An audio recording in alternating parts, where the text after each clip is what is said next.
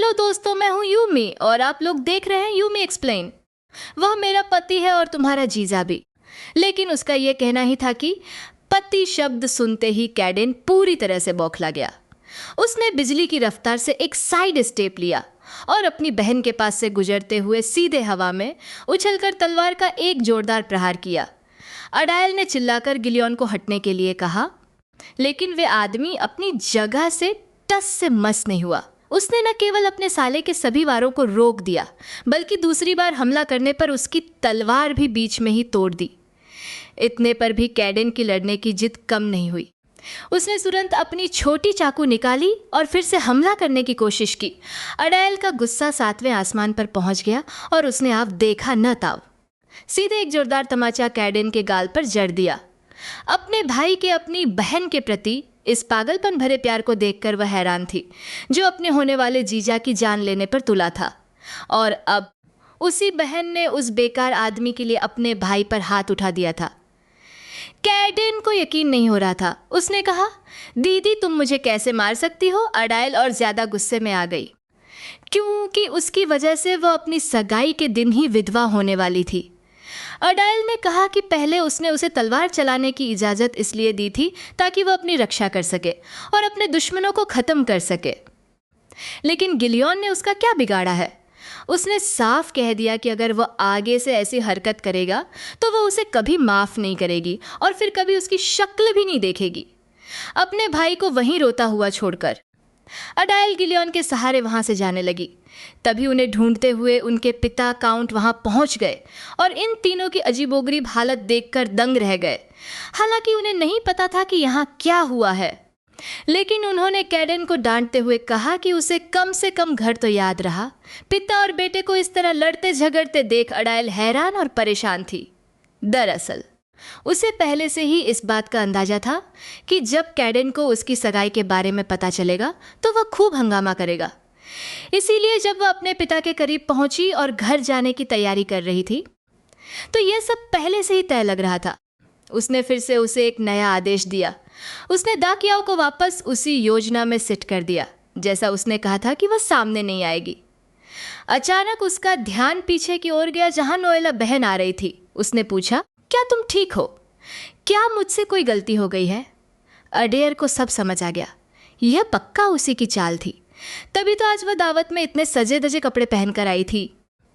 शायद वह देखना चाहती थी कि सगाई की रस्म कितनी बर्बाद होती है। और जैसा अडेयर ने सोचा था, कुछ दिनों बाद संदेश लाने वाला दूत मिल गया, लेकिन वह मरणासन हालत में था। नोएला ने हमेशा की तरह अडेयर के सवाल पूछने से पहले ही नाटक शुरू कर दिया। वह उसके सामने गिर पड़ी और बोली, बहन मुझे माफ़ कर दो, मैं तो बस कैडेन को बुलाकर तुम्हें सरप्राइज़ देना चाहती थी। क्या मैंने बहुत बड़ी गलती कर दी? मुझे लगा कमांडर साहब डर गए होंगे। इतनी ईमानदारी देखकर अडेयर को हंसी आ गई। दरअसल जिलियन डरा तो था, लेकिन कैडेन की वजह से नहीं, बल्कि जिस बात से कि वह खुद पर अपना काबू खो बैठा था। अडेयर ने उससे कहा, तुम तो मेरी बहन हो, क्या अगली बार मैं कैडेन को तुम्हारी सगाई की रस्म में भी शामिल कर लूं? क्यों ना मैं समय निकालकर? तुम्हारी बहन ने तुम्हारी जगह छीन ली और तुम्हारी सगाई भी बर्बाद कर दी। फिर भी तुम गुस्सा होने के बजाय उसकी चिंता कर रही हो। अडेयर ने पूछा, तुम असल में क्या चाहती हो? बताओ, मैं तुम्हें तुम्हारी सगाई पर वह तोहफा दे दूंगी। अडेयर इतनी दयालु होगी, यह नोएला ने सोचा भी नहीं था। वह 3 सेकंड के लिए सन्न रह गई। फिर उसने वही अपनी बनावटी मुस्कान ओढ़ ली और कहा कि बहन ने उसे सब कुछ तो दे दिया है, अब वो और क्या मांग सकती है। लेकिन ऐसा कहने के बावजूद वह बिल्कुल भी खुश नहीं लग रही थी। अडेयर ने उसे चेतावनी दी, अगर तुम ऐसा करोगी तो जेरुस भी दुखी होगा। कहते हैं कि प्यार भरी छुरी सबसे खतरनाक होती है। नोएला उस दिन पहली बार चुप हो गई और एक फीकी मुस्कान के साथ वहाँ से चली गई। हाँ, दीदी और ठंडन साहिब तो बिल्कुल एक असली कपल की तरह लग रहे हैं। शायद खुद उसे भी इस बात का एहसास नहीं है कि उसके दिल में थोड़ी जलन और ईर्ष्या भरी है। अडेयर ने बिल्कुल इसी बात को नोटिस किया था। उसने सोचा कि उसके पास वैसे भी अब ज़्यादा वक्त नहीं बचा है, तो उसे उस पर थोड़ी दया आ गई।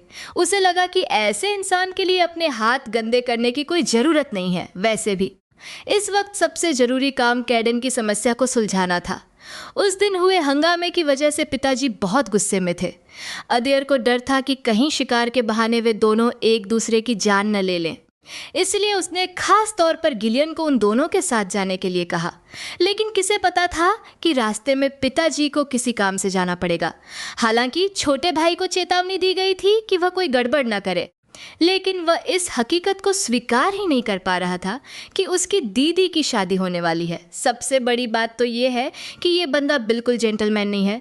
शिकार पर आकर भी बस तमाशा देख रहा है। इसे क्या मर्द कहेंगे।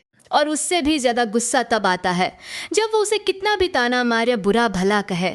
गिलियन हमेशा शांत रहकर जवाब दे देता है। जब माहौल में तनाव बहुत ज़्यादा बढ़ गया तो अदेर के वहाँ आते ही सब कुछ शांत हो गया। बस एक दिक्कत थी, कैडेन का पूरा बदन खून से लथपथ था। दीदी के करीब जाने का मौका हाथ से निकल जाने के कारण वो बहुत नाराज था। लेकिन जैसे ही अदेर ने जमीन पर पड़े शिकार को देखा, उसका मिजाज तुरंत बदल गया। वो खुशी से झूम उठा और बोला कि ये दीदी के लिए तोहफा है। उसका ये अंदाज बिल्कुल चूहे को पकड़ने वाली बिल्ली जैसा था। अदेर बेबस महसूस कर रही थी क्योंकि ये सब उसी की गलती थी। बचपन में जब कैडेन को टॉर्चर किया जाता था तो उसका आत्मविश्वास बढ़ाने और उसे आत्मनिर्भर बनाने के लिए उसने ही उसे ये सब सिखाया था। जब भाई और जीजा के बीच लड़ाई और बहस शुरू हुई तो एक आदमी के बस एक ही जुमले ने इस लड़ाई को शुरू होने से पहले ही ख़त्म कर दिया। जब अदेर ने अपने भाई से अकेले में बात करने के लिए कहा तो गिलियन वहाँ से चला गया। बस जाने से पहले उसने जानबूझकर दोनों के भाई बहन के रिश्ते पर जोर दिया, जिससे काइडेन बुरी तरह चिढ़ गया। उसके जाने के बाद छोटा भाई अपनी बहन के सामने अपनी नाराज़गी जाहिर करने लगा। वह जानता था कि उसकी बहन की शादी की जल्दी इसलिए है ताकि वह नोएला को परिवार का मुखिया बनने से रोक सके, जिसे वह समझ सकता था। लेकिन उसे यह समझ नहीं आ रहा था कि उसकी बहन वाकई उस आदमी को पसंद कैसे करने लगी। ये बात उसे बिल्कुल बर्दाश्त नहीं थी। अडेल का चेहरा अचानक बदल गया। उसने अपने भाई को याद दिलाया कि उसने उसकी शादी की रस्म में हंगामा किया था, जिसके लिए उसने उसे अभी तक सजा नहीं दी थी, और अब वही उसे सिखाने की हिम्मत कर रहा है। उसने कहा, अपनी हद में रहो और याद रखना यह आखिरी बार है जब तुमने मेरे पति को इस तरह संबोधित किया है। चेतावनी देने के बाद अडेल फिर से एक दयालु बहन बन गई। उसने अपने भाई के चेहरे से खून पोंछा और उसे समझाया कि उसने गिलियन को क्यों चुना। उसने कहा, उसने मुझे बहुत कुछ दिया है और मुझे यह भी सिखाया है कि इस दुनिया में पैसों के अलावा भी कई चीज़ें जो बहुत कीमती हैं। इसलिए अब तुम आगे से कोई बदतमीजी नहीं करोगे। हालांकि काइडेन अभी भी नहीं माना। यह देखकर अडेल ने उसे धमकाया कि वह उसे काम पर लगा देगी, जिसके बाद काइडेन चुप हो गया। समय काफ़ी हो चुका था, इसलिए अडेल दोनों आदमियों को लेकर घर लौटने की तैयारी करने लगी।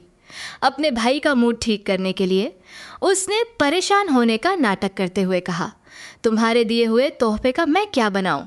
मासूम काइडेन का मन तुरंत पिघल गया। तभी गिलियन वापस आया।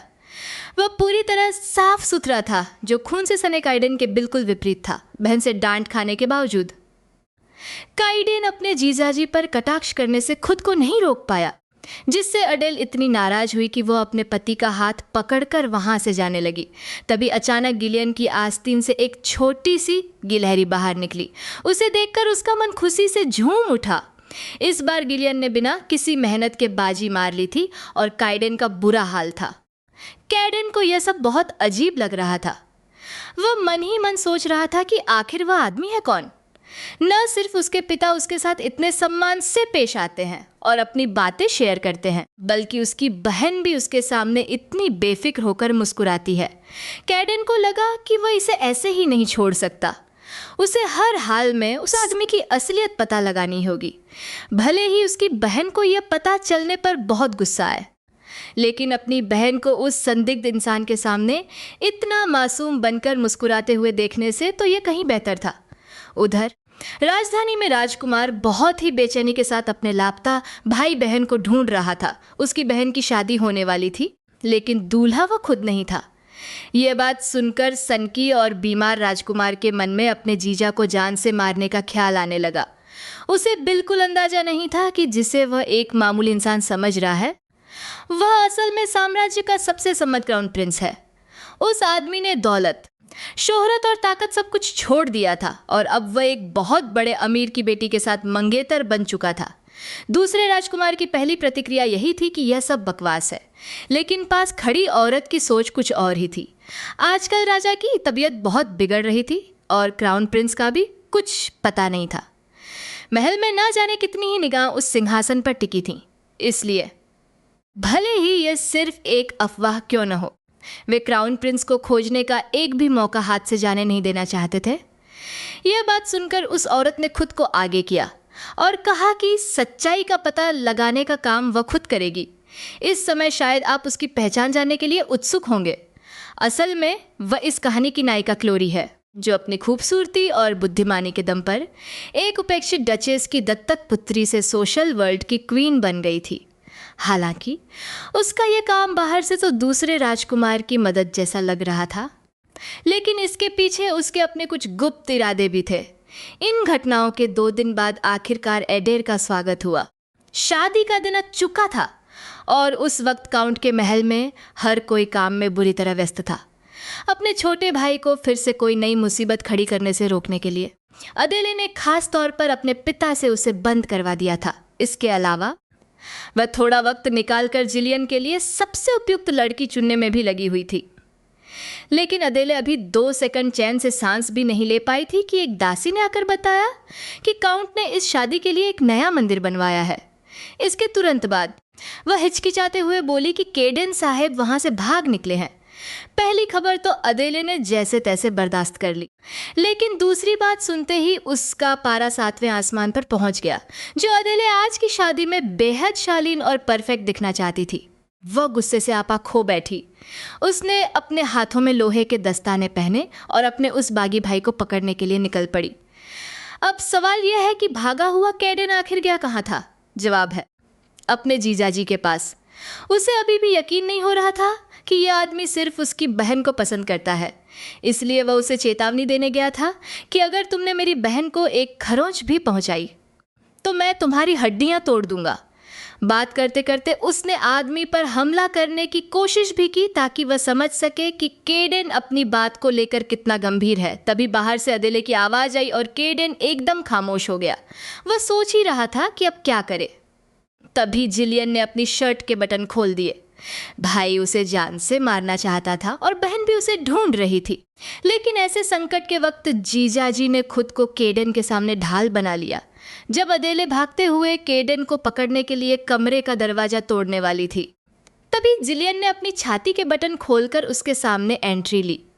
ये देखते ही अभी तक गुस्से में आग बबूला हो रही वह महिला अचानक एक शांत भेड़ जैसी बन गई और उसकी नजरें ये समझ नहीं पा रही थी कि वह कहाँ देखे।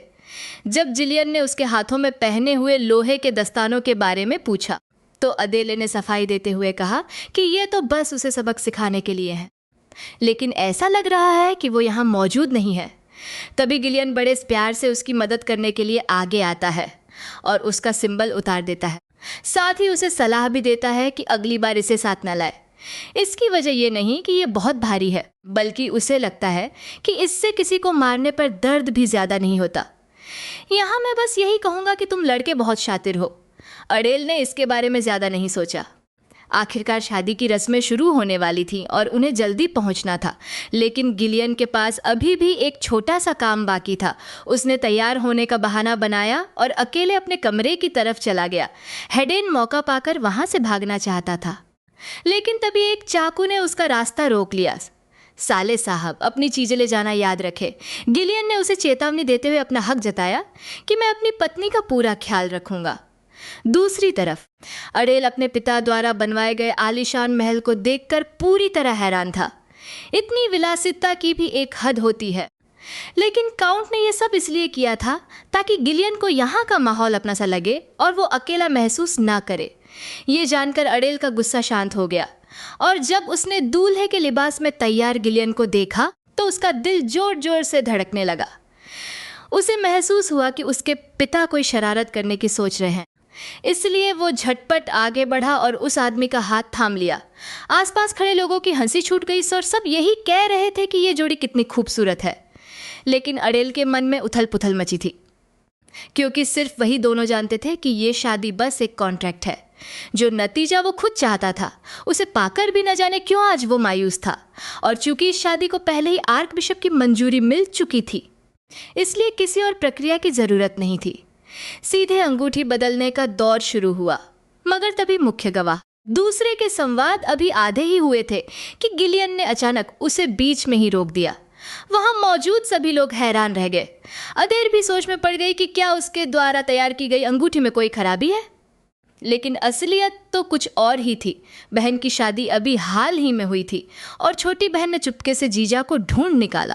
पहले उसने अपनी चालाकी से बहन का प्यार छीना था और अब वही पुरानी चाल चलकर वह बहन और उसके पति के बीच दरार पैदा करना चाहता था। उसका मकसद बस इतना था कि अदेर गलतफहमी का शिकार हो जाए और गुस्से में आपा खो दे।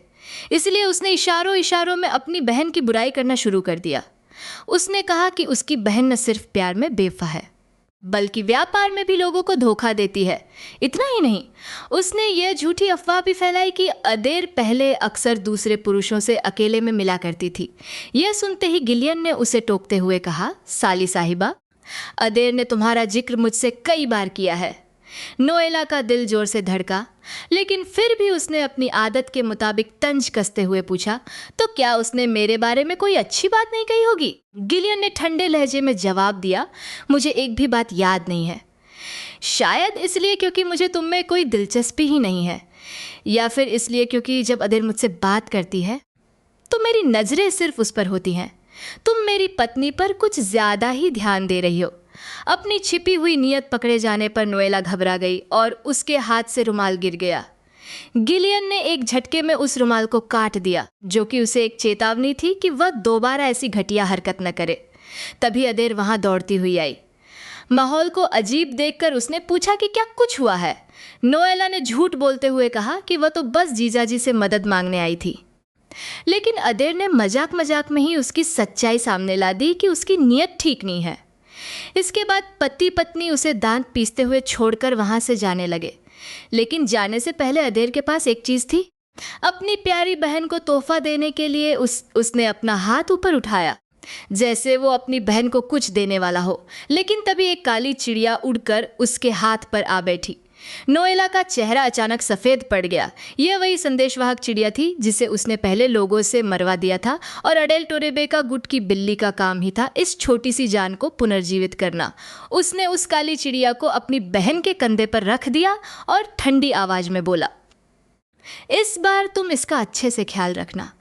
उस दुष्ट महिला को सदमे में देखकर अडेल को बहुत मज़ा आया। वो अभी सोच ही रहा था कि आज रात उसे चैन की नींद आएगी कि तभी पीछे से गिलियन की आवाज़ आई, जिससे उसे अचानक याद आया कि अब तो हम पति पत्नी हैं। तो क्या? और तभी वो आदमी उसके पीछे आया और उसे अपनी बाहों में भर लिया। अडेल का दिल जोर जोर से धड़कने लगा। जब भी वो सोचता कि उन दोनों का रिश्ता सिर्फ एक कॉन्ट्रैक्ट है, तो उसे लगता कि उन्हें इतना करीब नहीं होना चाहिए। लेकिन गिलियन पूरे गंभीरता के साथ बोला, क्या आपको लगा कि सिर्फ आप ही हाथ आई चीज को जाने नहीं देंगे? शादी की पहली ही रात पति अपनी पत्नी के साथ रोमांटिक होना चाहता था, लेकिन उसे ठुकरा दिया गया। आखिर उन दोनों की शादी एक समझौता थी, तो इतना दिखावा करने की क्या जरूरत थी? लेकिन सच तो यह है कि वो आदमी उस औरत से वास्तव में प्यार करता था, वरना वो शादी की निशानी के तौर पर सन शार्ड यानी सूरज का टुकड़ा उसे तोहफे में नहीं देता। इस बात ने औरत को पहली बार एहसास दिलाया कि उसने एक बहुत अमीर घर में जन्म लिया है। वैसे महाधर्माध्यक्ष ने इतनी आसानी से इतनी कीमती चीज़ दे दी। लगता है वो गिलियन को वाकई बहुत मानते हैं। तभी उस आदमी का चेहरा अचानक उदास हो गया और वो बोला, नहीं, ऐसा इसलिए नहीं है, यह तो मेरी माँ की आखिरी निशानी है। सच कहूँ तो यह चीज़ असल में मेरी माँ की होनी चाहिए थी, क्योंकि महाधर्माध्यक्ष कभी उनके गुरु हुआ करते थे। शायद उन्हें भी यही लगा कि माँ के लिए ऐसी निशानी ही काफ़ी होगी। अदायल हंसते हुए बोला कि गिलियन जैसा इंसान उनके लायक नहीं है। अचानक उसे एक बात याद आई, नहीं, ग्रुप लीडर में बस एक ही कमी है। माँ को वह रात याद आ गई जब अदायल ने शराब के नशे में गिलियन को किस किया था, लेकिन उसके बाद कुछ नहीं हुआ था। इसके अलावा यह अफवाह भी थी कि मुख्य मंदिर के पवित्र योद्धाओं में उस चीज़ की इच्छा ही नहीं होती।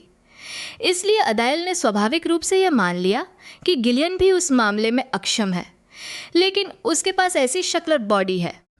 अगर वह इससे ज़्यादा कुछ और उम्मीद करे तो यह ज़्यादती होगी।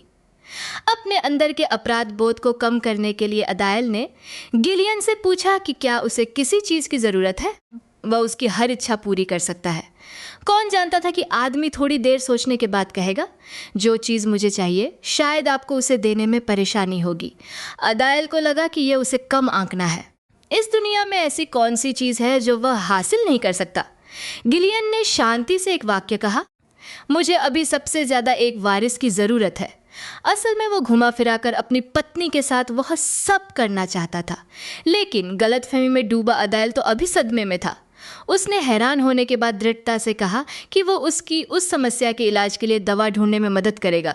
बस ये बात पिता और कैनन को पता नहीं चलनी चाहिए, वरना तबाही मच जाएगी। गिलियन भी क्या करता। उसकी पत्नी यह समझ रही थी कि उसका पति उस मामले में कमज़ोर है, जबकि उसे क्या पता था कि सुहागरात पर ही उसका पति उसे अपनी असली ताकत का सबूत देने वाला था। और फिर अगली सुबह वह अपनी पत्नी के साथ और समय बिताना चाहता था, लेकिन तभी उसके ससुर ने उसे रोक लिया और अकेले में बात करने के लिए कहा। दरअसल सम्राट ने अपनी शक्ति का इस्तेमाल करते हुए यह जिद पकड़ ली थी कि उसे किसी भी हाल में क्राउन प्रिंस से मिलना है, इसलिए उसने दूसरे राजकुमार को उसकी तलाश करने का आदेश दिया था। यहाँ तक आते आते गिलियन का अतीत पूरी तरह से सामने आ चुका था। उसकी माँ एक नाममात्र की रईस परिवार की लड़की थी। सम्राट ने अपने परिवार की मर्जी के खिलाफ जाकर उससे शादी तो कर ली, लेकिन उसे खुशियाँ नहीं दे पाया। उल्टा बच्चे को जन्म देने के कुछ समय बाद ही महल के ठंडे और क्रूर व्यवहार को न सह पाने के कारण उसकी मृत्यु हो गई। जहाँ तक गिलियन की बात है तो उसे क्राउन प्रिंस तो घोषित कर दिया गया, लेकिन बचपन से ही उसे एक अलग महल में अकेला छोड़ दिया गया, जहाँ कोई उसकी सूद लेने वाला नहीं था। यहाँ तक कि जब वह वहाँ से भाग गया तब भी सम्राट ने उसे वापस लाने की कोई कोशिश नहीं की। अब जब सम्राट मरने की कगार पर है तब उसे अचानक याद आ रहा है कि उसका एक बेटा भी है। न जाने वह क्या तमाशा करना चाहता है। सारी बात समझने के बाद गिलियन ने दृढ़ता से कहा कि वह वापस नहीं जाएगा।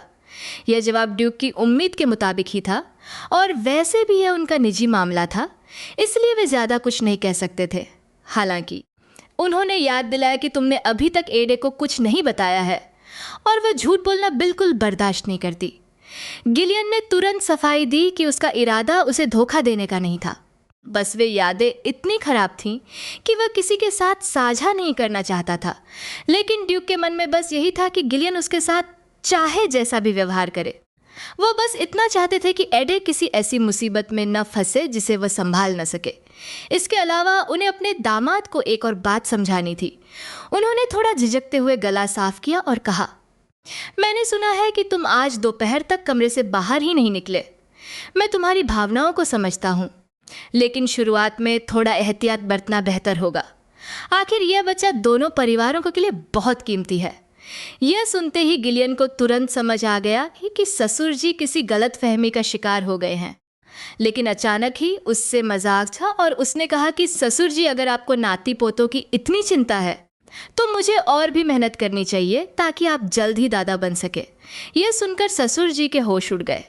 आखिर कुछ देर पहले तक तो गिलियन यही रट लगा रहा था कि एडेल को उसकी जिम्मेदारी लेनी चाहिए, लेकिन अब वो आदमी बिल्कुल मासूम चेहरा बनाकर बोला कि मैंने तो कभी नहीं कहा कि हम माता पिता बनने वाले हैं। यह सुनकर ससुर जी हक्के बक्के रह गए। सालों से व्यापार की दुनिया में राज करने वाला यह इंसान आज एक नौजवान लड़के के बिछाए जाल में फंस चुका था। गिलियन बड़े मजे में वहां से निकल गया। हालांकि जैसे ही वह बाहर निकला, उसका सामना गुस्से से भरे अपने साले से हुआ। घर से बाहर गया और वापस लौटा तो देखा कि बहन को पति मिल गया है। ये बात अपनी बहन को लेकर बहुत पजेसिव रहने वाले भाई को बिल्कुल पसंद नहीं आई। वह आए दिन अपने जीजा की कमियां ढूंढने लगा, और मजे की बात यह है कि उस दिन उसे वाकई कुछ हाथ लग गया। उसे पता चला कि वह आदमी असल में एक कुलीन घराने का लड़का है। लेकिन अफसोस कि उसका परिवार सिर्फ 2 महीने तक ही फल फूल सका और फिर बर्बाद हो गया। इसके अलावा उसे और कोई जानकारी नहीं मिली। लेकिन एक बर्बाद हो चुके परिवार का इतिहास इतना साफ सुथरा कैसे हो सकता है, इसलिए उसने शक जताया कि यह सब किसी ने जानबूझकर गढ़ा है। आदमी का राज हाथ लगते ही वह बहुत खुश था, लेकिन उसे क्या पता था कि वह जिसे कोई और समझ रहा है असल में वह उसके अपने पिता ही हैं। इसीलिए गिलियन उसकी हरकतों को नज़रअंदाज कर रहा था, क्योंकि वह तो बस यह सोचकर हैरान था कि उसका साला उसे बर्बाद करने के लिए इतना बेताब क्यों है। लगता है वाकई में वह अपनी बहन का कट्टर प्रशंसक है, और यह भी साबित हो गया कि इसीलिए वह अब तक उसकी बदतमीजियों को बर्दाश्त कर रहा था। लेकिन क्या कोई और भी है जो उसका बचाव करना चाहता है? जैसा कि पहले बताया गया था कि दूसरे राजकुमार ने युवराज को ढूंढने के लिए क्लोई नाम की एक महिला को वहां भेजा था। उसने सोचा था कि गिलियन और एडेल की शादी से पहले ही वह उससे संपर्क कर लेगी, लेकिन न जाने किस तरीके से उन्होंने उस रास्ते को ही उड़ा दिया जो काउंटी की तरफ जाता था। यह प्लान तो अब पूरी तरह फ्लॉप हो चुका था। इसके बाद उसने आदरणीय आमादा का पीछा करना शुरू किया। सुना था कि वो महिला न सिर्फ बेहद खूबसूरत है बल्कि बुद्धि और हुनर की भी मिसाल है। उसने अकेले अपने दम पर दक्षिण में अपना वर्चस्व जमा रखा था, और आज वो इस कदर ताकतवर हो गई है कि कोई भी उसके सामने टिक नहीं सकता। उसे लगा कि क्राउन प्रिंस ने वाकई में एक बहुत बड़ी ताकत का हाथ थाम लिया है, लेकिन यह सहारा जल्द ही खत्म होने वाला था क्योंकि वो उसे बर्बाद करने वाला था। पर उस महिला ने ऐसा क्यों किया, इस बारे में हम आगे बात करेंगे। फिलहाल आमादा से निपटने के लिए उसने अपना ध्यान नोएला की तरफ घुमाया, क्योंकि जो जानकारी उसे काउंट के परिवार के बारे में मिली थी उसके मुताबिक सबसे छोटा भाई अपनी बड़ी बहन के बेहद करीब था, जबकि दूसरी बहन के साथ उसके रिश्ते किसी दुश्मन जैसे थे, और बड़ी बहन की कामयाबी के आगे छोटी बहन एक चोर की तरह दब गई थी। हालांकि वो हमेशा खुद को सीधा साधा और कमज़ोर दिखाती थी, लेकिन तेज तरार क्लोई को एहसास हो गया था कि नोएला बाहर से जितनी शरीफ दिखती है अंदर से उतनी ही शातिर है, और हुआ भी वही जैसा उसने सोचा था।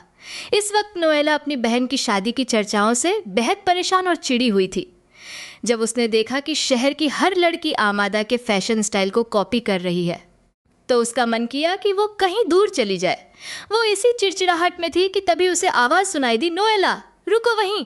अपनी बड़ी बहन के जलवे देखकर छोटी बहन हमेशा की तरह जलन में जल भुन रही थी और बार बार साजिशें रच रही थी, लेकिन इस बार वो बुरी तरह फंस गई। उसका कजिन, जिसे उसने पहले मोहरा बनाकर आगे किया था, वो इस खेल में अपनी सारी जमा पूंजी गंवा बैठा था। जब उसे समझ आया कि वो ठगा गया है तो उसने फौरन अपनी बहन का सामना किया और हिसाब किताब करने पहुंच गया। शुरुआत में तो नोएला डर गई, लेकिन संभलते ही उसने फिर से भोली भाली मासूम लड़की का नाटक शुरू कर दिया। वो अनजान बनने का दिखावा करने लगी और बात को घुमा फिराकर फिर से अपनी बड़ी बहन पर ही मर दिया। कौन जानता था कि गुस्से में तमतमाया हुआ चचेरा भाई इस बार उसकी एक न सुनने वाला था। माहौल एकदम तनावपूर्ण हो गया था। तभी अचानक एक अनजान चीज आकर उसके सिर के पिछले हिस्से पर लगी। उसने कहा, कितनी शर्म की बात है, एक मर्द होकर दिन दहाड़े ऐसी हरकत कर रहे हो। महिला ने चचेरे भाई को धमकी दी कि अगर उसने और परेशान किया तो वह शोर मचा देगी। आदमी को हार माननी पड़ी और वह वहां से चला गया। इस मदद की वजह से दोनों अच्छे दोस्त बन गए, लेकिन नोएला को उस वक्त यह नहीं पता था कि उस महिला का करीब आना नेक इरादों से नहीं था, बल्कि वही उसकी बर्बादी की शुरुआत बनने वाली थी। उधर अदेले ने भी नहीं सोचा था कि वह मुख्य कहानी से दूर रहने की इतनी कोशिश कर रही है और अपना कामकाज भी इसी तरह कर रही है कि उसे किसी लफड़े में ना पड़ना पड़े, लेकिन फिर भी वह इस जगह से जुड़ गई। असल में उसका पति जो घर वापस आया वह खुद राजकुमार था और इस वजह से नायिका का आना तय था। अदेले जब पहले यह नॉवेल पढ़ती थी तो उसे लगता था कि यह महिला कोई अच्छी इंसान नहीं है। हालांकि नोएला उसे पसंद नहीं थी, लेकिन ओरिजिनल कहानी में उसने जो भी बुराइयां की थी वे सब नायिका क्लोई से मिलने के बाद उसके उकसावे पर ही की थी। आखिर में नायिका ने नायक के साथ मिलकर उसे मरवा दिया और खुद रानी बन गई, जबकि नोएला को एक महाखलनायक मानकर खत्म कर दिया गया। जैसे जैसे अदेले की जिंदगी का काउंटडाउन शुरू हुआ उसे लगा कि क्लोई की बहन के मुकाबले नोएला का विलेन लेवल कुछ भी नहीं है, इसलिए उसने नोएला को कभी गंभीरता से नहीं लिया। लेकिन उसे क्या पता था कि यही लापरवाही उसे जल्द ही भारी पड़ने वाली है, चूंकि खानदानी संपत्ति विरासत में मिलने की शर्तें पूरी हो चुकी थी। इसलिए अर्ल ने अब रिटायर होने की तैयारी शुरू कर दी थी, लेकिन उससे पहले वह अदेले को एक इम्तिहान देना चाहती थी। हाल ही में जिस जमीन के टुकड़े का वह लंबे समय से इंतजार कर रही थी वह आखिरकार बिकने वाला था। वह दक्षिण की सबसे व्यस्त सड़क का एक हिस्सा था। यह खबर सुनकर अडेल की खुशी का ठिकाना नहीं रहा, मानो वो आसमान में उड़ रही हो। उसके पिता चाहते थे कि वह खुद सामने आकर इस मौके को भुनाए, क्योंकि उन्हें अपनी बेटी की काबिलियत पर पूरा भरोसा था। अडेल ने पूरे आत्मविश्वास के साथ कहा, मैं आपको निराश नहीं करूंगी। काम की बात खत्म होने के बाद पिता ने पूछा, तुम अभी भी यहाँ क्यों खड़ी हो? मुझे लगा था अच्छी खबर सुनते ही तुम भागकर अपने पति को गले लगा लोगी। यह सुनकर महिला का चेहरा शर्म से लाल हो गया। उसने अपने पिता को टोका और कहा, दुनिया में हर मर्द सिर्फ शारीरिक सुख के पीछे नहीं भागता। गिलियन वैसे बिल्कुल नहीं है। पिता को यकीन नहीं हुआ तो दोनों के बीच शर्त लग गई। बेटी का मानना था कि उसका पति संयम रखने वाला एक संत है जिसके मन में कभी गलत ख्याल नहीं आते, पर उसे क्या पता था कि उसका पति इस वक्त अपनी दबी हुई इच्छाओं के कारण जंगल में एक पागल की तरह पेड़ काट रहा था। उसके अकेलेपन के शिकार कर्मचारी यह समझ नहीं पा रहे थे कि उसे क्या हुआ है। शादी के 2 दिन बाद तक तो कमांडर ऐसे लग रहे थे जैसे उन्हें पूरी दुनिया मिल गई हो, पर अब वो अचानक से इतने गुस्से में क्यों हैं? लेकिन उन बेचारे कर्मचारियों को क्या पता था कि अडेल के साथ पहली रात बिताने के अगले ही दिन उसे पीरियड शुरू हो गए थे। यह स्थिति उस मर्द के लिए बेहद कष्टकारी थी। उसे अब समझ आया कि आखिर क्योसिंग छिशियानी होली नाइट्स को मंदिर में प्रवेश करने से पहले पवित्रता की शपथ लेनी पड़ती है। जब तक कुछ न किया हो तब तक तो सब्र करना आसान होता है, लेकिन अब उसे ऐसा महसूस हो रहा था जैसे उसके शरीर पर चींटियां रेंग रही हों। अभी यह मुसीबत खत्म भी नहीं हुई थी कि तभी उसके आदमियों ने आकर खबर दी कि अगले हफ्ते महान मंदिर में एक बड़ा उत्सव है जहां दूसरे देशों के कई बड़े मेहमान आने वाले हैं। मुख्य सेनापति ने उन्हें हर हाल में वापस जाकर खुद उनका स्वागत करने का आदेश दिया है। यह सुनते ही गिलियन का गुस्सा 7वें आसमान पर पहुंच गया।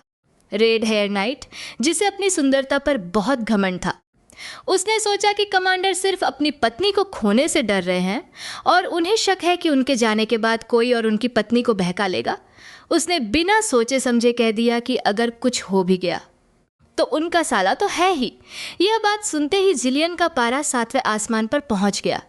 गुस्से में आकर उस आदमी ने एक पूरे पहाड़ को बीच से ही काट दिया, लेकिन जैसे ही वह वहां से जाने के लिए मुड़ा, उसके सामने एक छोटा सा पालतू जीव आ गया। उसे देखते ही जिलियन को अपनी पत्नी की मुस्कान याद आ गई और उसका सारा गुस्सा पल भर में गायब हो गया। उसने सोचा कि इस जीव को साथ लेकर वे अपना सफ़र शुरू कर सकते हैं, लेकिन अपनी पत्नी से दूर रहने का ख्याल आते ही वह फिर बेचैन हो गया। उसका इशारा साफ था, वह चाहता था कि वे उसकी पत्नी को भी साथ ले चले। अगले दिन वे दोनों अडेल के ऑफिस पहुंचे। इससे पहले जिलियन इस बात से बुरी तरह जल रहा था कि उसकी पत्नी जिंग यून अपना पूरा समय अपने पूर्व मंगेतर के साथ काम करने में बिता रही थी। उसने मौका देखकर यह पता लगाने की कोशिश की कि आखिर ऐसा कौन सा काम है जिसमें वो इतनी डूबी हुई है। जिंग यून ने जवाब दिया कि यह उसके जीवन का सबसे महत्वपूर्ण फैसला है। वह इस बात को लेकर उलझन में थी कि क्या उसे अपनी इच्छा के अनुसार आगे बढ़ना चाहिए या नहीं। जब उसके अधीन काम करने वाले लोग उससे इस बारे में पूछते हैं तो वह मन ही मन एक उम्मीद रखती है, लेकिन जैसा कि उसे शक था, अडेल ने साफ मना कर दिया। लाल बालों वाला नाइट अभी भी हार मानने को तैयार नहीं था और उन्हें समझाने की कोशिश करने ही वाला था कि तभी कमांडर ने जोर से मेज पर हाथ मारा और कहा, बस बहुत हुआ। यह आदमी भी एकदम अजीब है। खुद अपनी पत्नी को साथ ले जाना चाहता है, लेकिन उससे खुद बात करने के बजाय अपने साथियों को आगे कर रहा है। और जब पत्नी ने उन लोगों की बात ठुकरा दी तो वे अभी भी उसे मनाने की जिद पर अड़े हुए थे। बस हो गया मैडम, क्या मैंने नहीं कहा था कि वो बहुत व्यस्त हैं? आप लोग उन्हें परेशान क्यों कर रहे हैं? भाई साहब, इस पलटी मारने की कला को तो मैं सलाम करता हूँ। बंदा एकदम एक्सपर्ट निकला। काम खत्म होते ही उसने फिर से अपनी बीवी की परवाह करने वाले पति का मुखौटा पहन लिया, जिसे देखकर उसके कर्मचारी भी हैरान रह गए और उसकी इस हरकत ने वाकई उस महिला का दिल जीत लिया। उसे उम्मीद नहीं थी कि उसका पति उसके काम की इतनी इज्जत करेगा। दूसरी तरफ गिलियन सोच रहा था कि क्या उसे अपना फैसला बदल लेना चाहिए, क्योंकि वो बिल्कुल नहीं चाहता था कि उसकी पत्नी दिन भर अपने पुराने प्रेमी के साथ रहे। लेकिन जैसे ही उसे पता चला कि वो आदमी भी बिजनेस ट्रिप पर जा रहा है, उसने राहत की सांस ली और अपना इरादा बदल लिया। दोनों अब दोबारा मिलने का इंतजार करने लगे। इधर अडेल ने सफलतापूर्वक कमर्शियल ग्रुप की कमान संभाल ली थी, लेकिन उस वक्त महिला को ये नहीं पता था कि उसका सुनहरा भविष्य उसकी अपनी छोटी बहन की वजह से बर्बाद होने वाला है। क्लोई के साथ कुछ वक्त बिताने के बाद नोएला उसे अपनी सबसे अच्छी सहेली मानने लगी थी। पहले लोग जब उसकी तुलना उसकी बहन से करते थे तो कहते थे कि उसमें दयालुता के अलावा और कुछ नहीं है, लेकिन क्लोई हमेशा उसकी तारीफ करती थी, उसका साथ देती थी और कहती थी कि वो इससे कहीं ज़्यादा की हकदार है। बस फिर क्या था, क्लोई की मीठी मीठी बातों में आकर नोएला ने बिना सोचे समझे कमर्शियल ग्रुप के हेडक्वार्टर के निर्माण का गुप्त प्लान उसे बता दिया। ये सुनते ही क्लोई की तो जैसे लॉटरी लग गई। उसने तुरंत दूसरे राजकुमार के साथ मिलकर साजिश रच ली। हालांकि वो राजकुमार सिंहासन पाने में कोई दिलचस्पी नहीं रखता था और बस अपने खोए हुए भाई को ढूंढना चाहता था। फिर भी गिलियन की तरह ही उससे भी गद्दी में कोई रुचि नहीं थी। सही मायनों में कहूँ तो यह वो चीज़ है जो असल में मेरी माँ की होनी चाहिए थी, क्योंकि आर्च बिशप किसी ज़माने में उनके गॉडफादर हुआ करते थे और शायद उन्हें भी यही लगा होगा कि मुझे आपको कम से कम इस लेवल का कोई कीमती टोकन या निशानी तो देनी ही चाहिए ताकि मैं आपके लायक बन सकूं, है ना? अडेल यह सुनकर मुस्कुरा दी। भला कोई ये कैसे कह सकता है कि जिलियन उसके लायक नहीं है, जबकि वो इंसान अपने आप में एकदम परफेक्ट है। लेकिन तभी अचानक अडेल के दिमाग में एक बात आई। रुको, क्या हमारे ग्रैंड कमांडर साहब में सिर्फ उस एक चीज़ की कमी है? याद है ना वो रात जब अडेल ने बहुत ज़्यादा शराब पी ली थी और जिलियन के साथ बहुत ही पैशनेट तरीके से किस किया था, लेकिन उस रात उन दोनों के बीच किस के अलावा और कुछ भी नहीं हुआ था। ऊपर से हर जगह यह अफवाह भी उड़ी हुई थी कि ग्रैंड टेम्पल के सभी होली नाइट्स की उन चीज़ों में कोई दिलचस्पी नहीं होती, या फिर वो उस मामले में बिल्कुल ज़ीरो होते हैं। तो इन सब बातों को जोड़कर अडेल ने नेचुरली अपने दिमाग में यह मान लिया था कि जिलियन भी पक्का उस मामले में कुछ नहीं कर सकता। लेकिन यार, जब उस बंदे के पास इतने गजब के लुक्स और इतनी हॉट बॉडी है तो फिर उसे किसी और चीज़ की उम्मीद करना थोड़ा ज़्यादा लालच हो जाएगा ना। उसने खुद को समझाया। अपने मन के इस गिल्ट को थोड़ा कम करने के लिए अडेल ने जिलियन से पूछा कि क्या कोई ऐसी चीज़ है जो उसे चाहिए। अगर है तो वो उसकी हर ख्वाहिश पूरी कर सकती है, पर किसने सोचा था कि वो आदमी थोड़ी देर सोचने के बाद कहेगा मुझे जो चीज़ चाहिए वो शायद आपके लिए थोड़ी मुश्किल खड़ी कर दे। अडेल को लगा कि यह तो उसे कुछ ज़्यादा ही अंडर एस्टिमेट कर रहा है। क्या इस दुनिया में कोई ऐसी चीज़ भी है जिसे वो हैंडल नहीं कर सकती? तभी जिलियन ने एकदम कैजुअली एक बात बोल दी। मुझे इस वक्त जिस चीज़ की सबसे ज़्यादा ज़रूरत है वो है एक वारिस, यानी एक उत्तराधिकारी। असल में वो बहुत ही इनडायरेक्ट और स्मार्ट तरीके से यह कह रहा था कि वो अपनी बीवी के साथ वो सब करना चाहता है। लेकिन हमारी अडेल, जो पहले से ही गलतफहमी का शिकार थी, उसे यह हिंट बिल्कुल समझ नहीं आया। वो थोड़ी देर के लिए शॉक में रही और फिर पूरे कॉन्फिडेंस के साथ बोली कि वो उसकी उस प्रॉब्लम को ठीक करने के लिए कोई ना कोई बढ़िया दवा ज़रूर ढूंढ निकालेगी। बस हमें इस बात का ध्यान रखना होगा कि पिताजी और कैडन को इसके बारे में बिल्कुल पता ना चले, वरना घर में तो जैसे तूफान ही आ जाएगा। यह सुनकर जिलियन का दिमाग चकरा गया। वो सोच रहा था कि आखिर मेरी बीवी बोल क्या रही है। बेचारी बीवी, जिसे यह गलत फहमी थी कि उसका पति उस मामले में फेल है। लेकिन फिर उनकी शादी की पहली रात को उस आदमी ने अपने प्रैक्टिकल एक्शन से उसे अच्छी तरह साबित कर दिया कि उसके अंदर कितना स्टेमिना है और वो कितना खतरनाक है। और फिर अगले दिन की सुबह अगर वो अपनी बहन की रक्षा नहीं कर पाई तो वापस आने पर वह उससे हिसाब चुकता करेगी। यह सोचकर ही वो गुस्से से दांत पीसने लगी। आज कौन सा खास दिन है? उसकी दूसरी बहन नोएला यहाँ क्या कर रही है? अपने सामने नोएला को देखकर कार्डेन ने कोई लिहाज नहीं दिखाया, क्योंकि वह जानती थी कि वह यहाँ किसी नेक इरादे से नहीं आई है, जैसा कि उसे शक था। उस महिला ने उसे बेड़ियों की चाबी दी और फिर उसके कान भरने लगी। उसने कहा कि उसकी बड़ी बहन बदल चुकी है। उसका दिल किसी दूसरे मर्द ने पूरी तरह से जीत लिया है। अब उसमें कार्डेन के लिए कोई जगह नहीं बची है। उसने ताना मारा कि क्या अब उसे किसी और रास्ते के बारे में नहीं सोचना चाहिए। आखिर वह पूरी जिंदगी अपनी बहन की वफादार बनकर नहीं रह सकती। यह सुनकर कार्डेंस हंस पड़ी। उसकी दूसरी बहन वाकई उसके बारे में कितना सोचती है, तो क्या उसे इसके लिए उसका शुक्रिया अदा नहीं करना चाहिए? उसने पहले बेड़ियां खोली, फिर नोएला के पास जाकर अपना हाथ आगे बढ़ाया और कहा कि वो उसे चाबी लौटा रही है।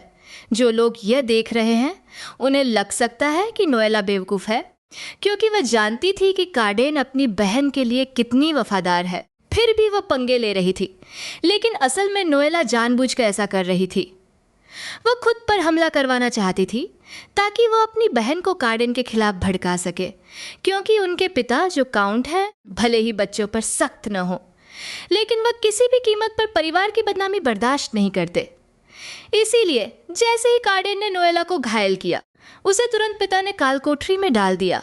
बड़ी बहन के लिए तो वह एक वफादार कुत्ते जैसी थी, लेकिन अपनी दूसरी बहन के लिए वह एक पागल कुत्ता थी जो उसे काट खाने को दौड़ती थी।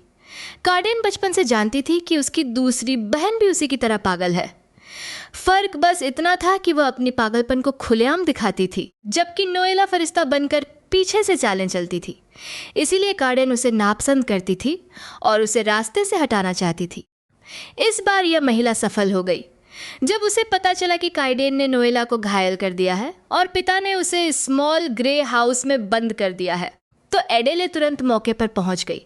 हालांकि उसे पता था कि मामला बहुत गंभीर है और पिता इस बार बिल्कुल भी नरमी नहीं बरतेंगे, लेकिन कार्डेन की दयनीय हालत देखकर वह खुद को रोक नहीं पाई और तुरंत अपने पिता से झगड़ने लगी।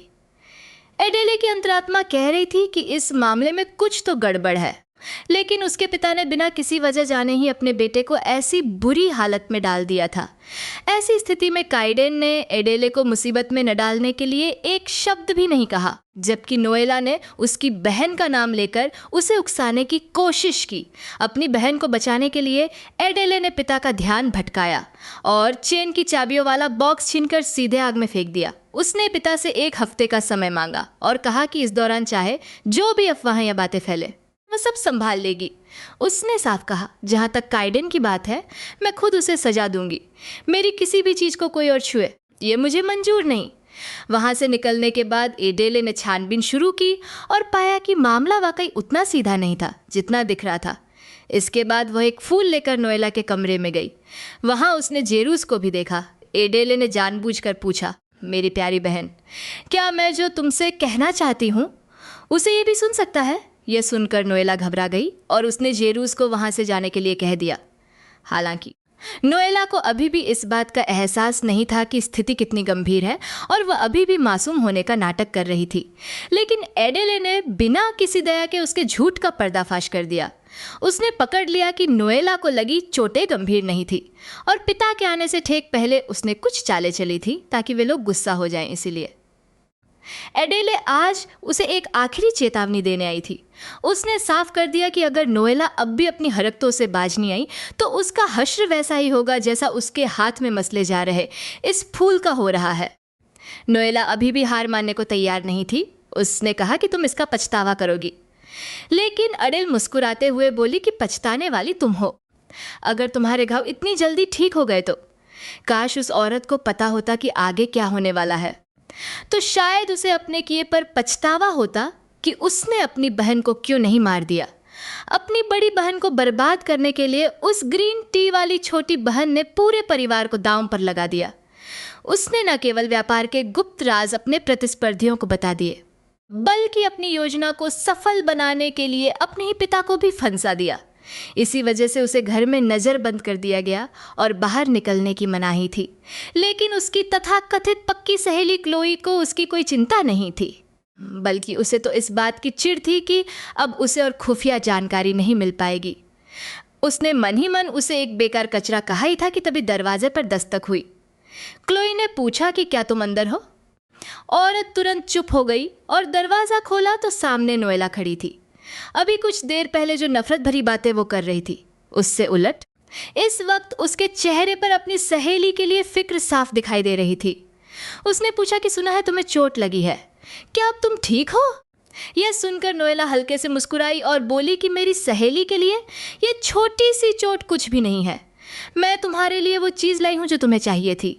असल में वो यहाँ इसलिए आई थी क्योंकि वो चुपके से भागकर क्लोई को जानकारी देने आई थी।